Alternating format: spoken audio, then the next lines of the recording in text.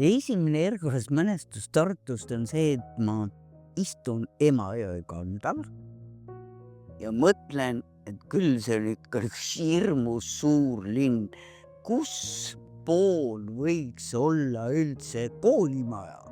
Ma ei tundnud ju Tartut.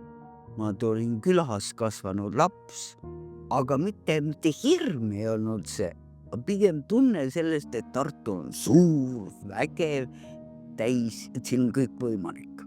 Ja see tunnetus, mis mul oli aastal 1973, see tunnetus ei ole ära kadunud. Ja Tartu vaim ongi see, et sul on julgus ja tahtmine iseseisvalt mõelda, isegi siis, kui kõik ümberringi ütlevad, et see on vale. Minu jaoks on see vabadus. Eriti väikese rahva puhul on oluline see, et sa tead, kus on sul see juurikas, kus sa tuled, miks sa oled selline, nagu sa oled, eks ole. Miks sa vahel piilud niimoodi kahtlustavalt kusagil põõsa tagant, et selleks, et aru saada selles eriti praeguses globaalses ja muutuvas maailmas, kes sa oled, selleks annab ka väga palju jõudu ja pinda ja teadmist just seesama ajakirjandus.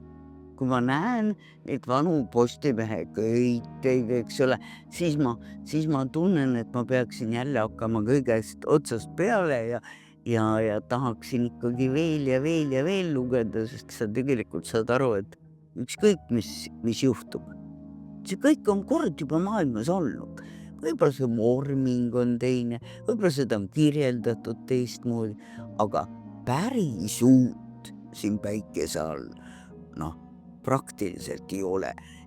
Ja vaadates ja mõeldes nende vanade ajalehtede juures, siis saadki aru, et sa oled ise üks selline väike kaduvik siin ja sa pead rõõmustama, et sul on antud võimalus siin käia ja uurida ja nagu mõtestama ka seda, mis enne on olnud, et sa ei saa seada iseennast maailma keskpunktiks.